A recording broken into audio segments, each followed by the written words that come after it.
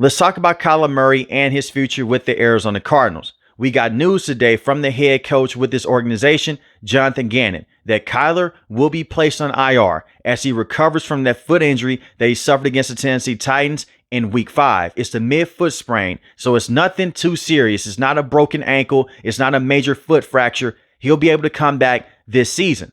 But this is very interesting. They placed him on IR after Jacoby had the game that he had against the Dallas Cowboys, and they won that matchup 27-17. And we'll talk about Jacoby Brissett and the impact he's had for the Arizona Cardinals in the next couple of minutes here. But I want to focus in on Kyler Murray. This is a bad situation with Kyler. You go back to that first season with Jonathan Gannon and with your offensive coordinator and Coach Drew. Kyler missed a good portion of that season. He was recovering from an ACL injury that he suffered the year before in that final season with Cliff Kingsbury. He suffered an ACL injury against the New England Patriots Monday Night Football. Just a freak injury. Non-contact, he goes for a juke move, he falls down, he holds his leg. So now we're talking about injuries here with Kyler. I look at it from this standpoint. Kyler has reached his ceiling with the Arizona Cardinals. And I said this Monday night after they defeated the Dallas Cowboys. Kyler needs to go elsewhere to truly develop. And the Arizona Cardinals need to find another quarterback, whether that's Jacoby or another young quarterback. We've seen quarterbacks now move around the NFL and find success elsewhere. Baker Mayfield is one of them. The same with Sam Darnold. I don't think that the Arizona Cardinals have failed Kyler Murray. And I don't think that Kyler Murray is a bust. He is underwhelming. Let's not forget they selected him with the first overall pick in 2019. He's been in the NFL for 7 years now. He's never had 30 passing touchdowns in the season.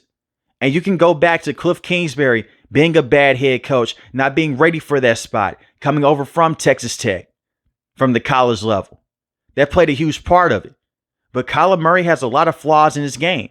He's a quarterback. He doesn't want to stay inside the pocket. As soon as he senses the pressure, he moves around and he rushes himself into other pressure on the opposite side. His legs, they're a gift. They're also a curse. In certain areas of the field, Kyler Murray just can't see because he is an undersized quarterback. And being an undersized quarterback in the NFL, it doesn't bother me. But you go back to Week 1 last year, they had the Buffalo Bills beat. Marvin Harrison Jr. is wide open deep down the field. Kyler Murray didn't see him. And that's easy for me to say and for anyone else to say because we're not dealing with pressure in our face. We're not dealing with individual assignments. But a player was wide open deep down the field, and we have seen that a lot with Kyler Murray, with DeAndre Hopkins, the same with Hollywood Brown in the past. Certain areas of the field, Kyler Murray just can't see, or he just doesn't have the anticipation to throw those guys open against certain coverages. It's not me saying he's a bad player. Those are just some of the weaknesses that he has. You look at Jacoby Brissett, he's more prototypical. 6'4", has better anticipation, better accuracy with certain areas of the field, especially the intermediate routes. And he has a better connection right now with Trey McBride and the same with Marvin Harrison Jr. and Michael Wilson. You look at Jacoby on the sideline. He's engaging with the players. He has better chemistry with them. The communication is there. So many times this season and last season, Marvin Harrison Jr. and Kyler, they're not on the same page. Now, Trey McBride, he'll have a great connection with anyone in football. He's one of the best receiving tight ends in the game. He's phenomenal. You can make the case that he's the best player on this team. He's amazing. But when you look at Kyler Murray, he's never had over 30 passing touchdowns in the season. That is very underwhelming for a man that you selected with the first overall pick, and you tried to build rosters around him. You brought in talent like Hollywood Brown. You brought in DeAndre Hopkins, even though it was a mistake to trade a first-round pick to bring in Hollywood Brown. You have Trey McBride now. You selected Marvin Harrison Jr. in the first round. The Arizona Cardinals are far from being a top organization in football, but they've tried to put talent around Kyler Murray, and it hasn't worked out to get them to that next level. They only have one playoff appearance with Kyler Murray, and they got blasted by the Los Angeles Rams. He did not look good in that game. And you've been in the league for 7 years now. When you think of first-round picks and the quarterback position, you think of Josh Allen, Joe Burrow, Patrick Mahomes, Lamar Jackson. Baker Mayfield, Sam Darnold. Those are just a few. This man was selected with the first overall pick. You were expecting for him to come in and to uplift your franchise. And quarterbacks, they need help. They need coaches that can help them out. They need talent on the field. And I really feel like this with the Kyler Murray situation. Cliff Kingsbury did a lot of damage to him early on in his career. There was no offensive structure. It was so many times in year 1, year 2, Kyler, figure it out on your own. Go out there and make a play. He didn't scheme up reads for Kyler Murray. They didn't have an actual system. They didn't have an actual scheme in that offense with Cliff Kingsbury. It was always Kyler Murray, run around, make a play. I remember a game a couple of years ago. It was an amazing comeback win against the Las Vegas Raiders.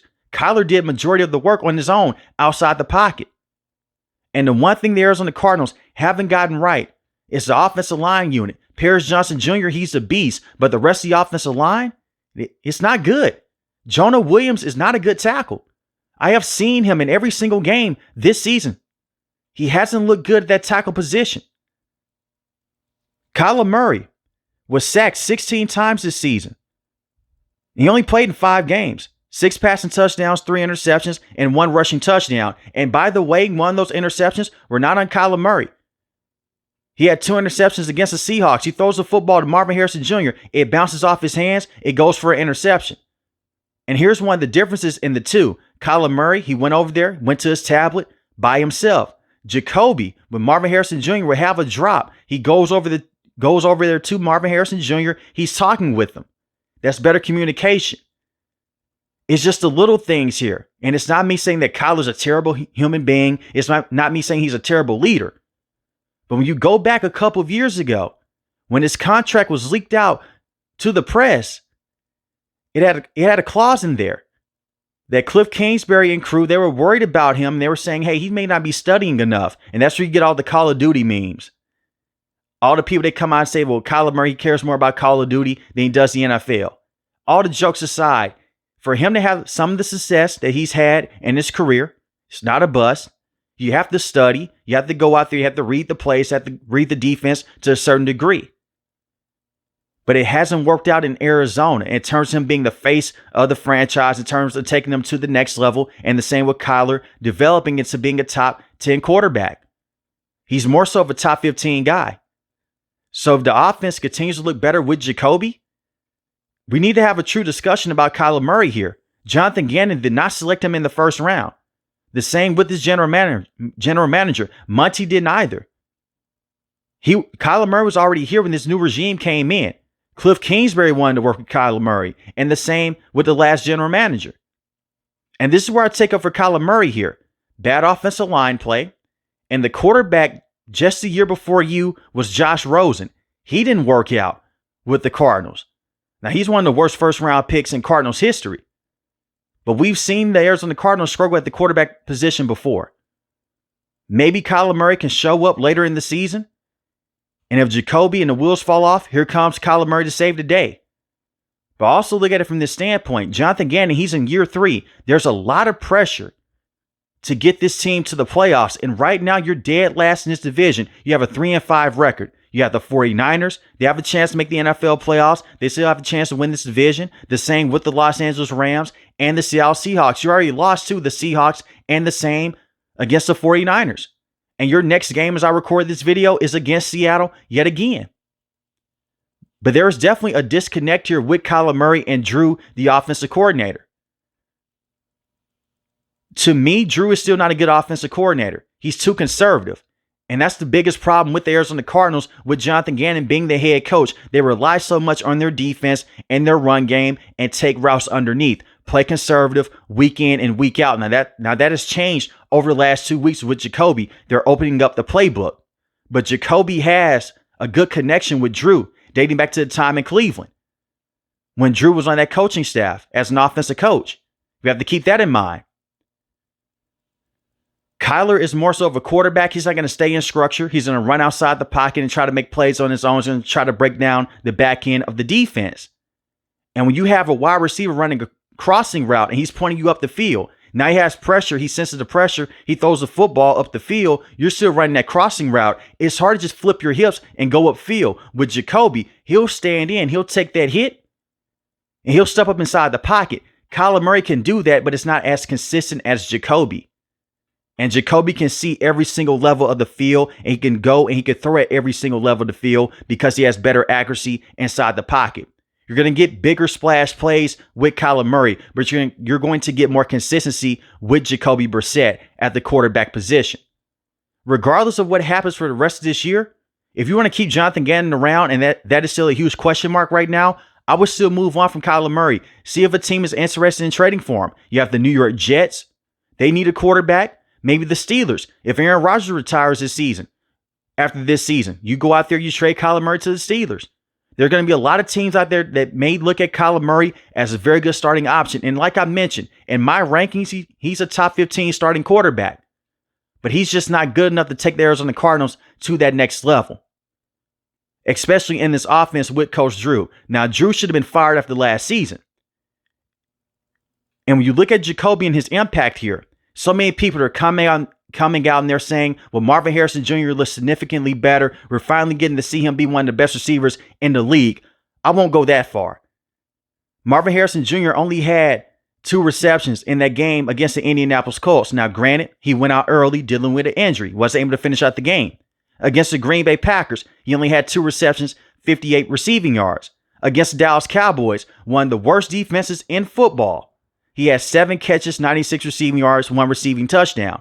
I still think that he's a very good wide receiver. He hasn't lived up to the hype of being this ultimate dominant wide receiver coming out of Ohio State. A lot of people compared him to be the next Julio Jones. This big physical freak, great route running, can take the top off the defense, can kill you underneath. This 3-level option on the outside. He's had a lot of drops this year. That has nothing to do with Kyler Murray. He's also had some drops with Jacoby. We'll see if he can keep up this production against Seattle and against better defenses moving forward. The talent is there with Marvin, but once again, it's a coaching issue with Drew. He's not getting him involved enough. You have to scheme open some looks for him. You have to get him involved, and Marvin has to take advantage of those opportunities. I know that Kyler Murray said that he did not want to force him the football, but it was one game last year against the Rams. They completely dominated the Los Angeles Rams, and Marvin was dominant. Sometimes you just have to trust your guy and put the football in a one-on-one situation. Kyler Murray is not known for doing that, even dating back to his time in Oklahoma. He throws it to the open wide receiver. You don't see him throwing open wide receivers that much, which is dangerous in the NFL because you're not going to always be wide open constantly. With Jacoby, he's throwing guys open. And it's not me saying that Jacoby's going to be this top 5, top 10 starting option. We know what Jacoby is. He's a decent starting quarterback. He's more so of a backup quarterback, but he can come in, he can give you good moments. I'm not 100% sold on him in this offense either. I just think that he's a better fit right now than Kyler. But they need Marvin to be more consistent, but I love what I'm seeing. And the greatest trait with Marvin Harrison Jr. is his route running ability. You can't teach that. The way that he's able to explode out some of those routes, when he flips his hips and he turns back on an out route, that's it. That's why he broke the ankles with Deron Bland when he went for the in route. Plays like that is what you want to see more out of when it comes to Marvin Harrison Jr. Trey McBride, phenomenal. Can't say enough great things about him. You can even put him inside the slot as a slot wide receiver, and they've done that from last season. That's how athletically gifted he is, and he's a very good blocker as well. But if Jacoby can continue this play against the Seattle Seahawks and for the next 4 games, he's going to be the starter for the remainder of the season.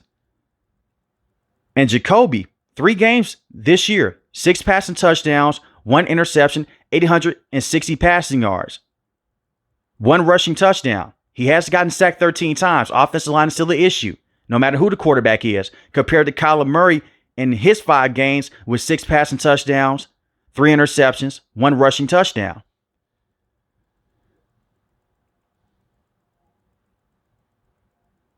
And when you take a deeper look at the Arizona Cardinals, the 5 games that they've lost this season have all been by 1 score because they're playing not to lose instead of playing to win. But how that defense looked against Dak Prescott and the Dallas Cowboys, a top offense in football with Josh Sweat, who has been a phenomenal pickup in free agency this year. He has those ties with Jonathan Gannon because Jonathan Gannon is the former defensive coordinator with the Eagles. Josh Sweat was there. He was one of their best pass rushers. So you bring him over to Arizona. He's been phenomenal. Calais Campbell, he's still with this roster. You did not trade him at the trade deadline. Great decision.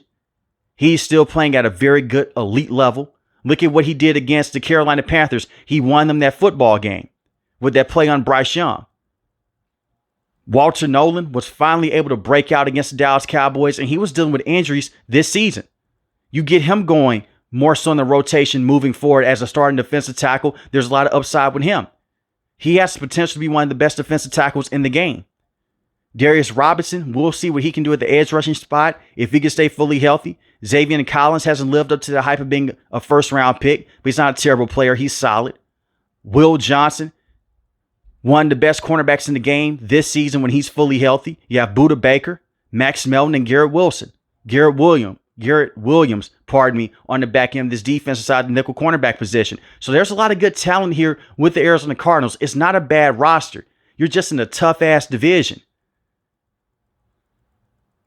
That's the problem here.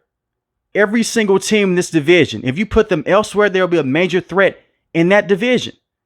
But they're all bunched up together with the Rams, Seattle, 49ers, and the Cardinals. Give the Cardinals their respect. But the biggest problem that I have with Jonathan Gannon and this coaching staff goes back to last season.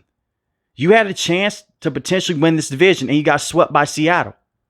And Kyler Murray did not look good in either one of those matchups. Kyler Murray did not look good last year against the Minnesota Vikings. But at the same time, it was the coaching with Drew as an offensive coordinator, being too conservative and having too many routes underneath. So now you have those linebackers and those cornerbacks sitting on those wide receivers. And the play calling has changed. But that's the problem that I had last season. Against the Green Bay Packers, against the Indianapolis Colts this year, we got to see the offense open up. They were more aggressive with Jacoby than they were with Kyler Murray. Maybe it's because they trust him more.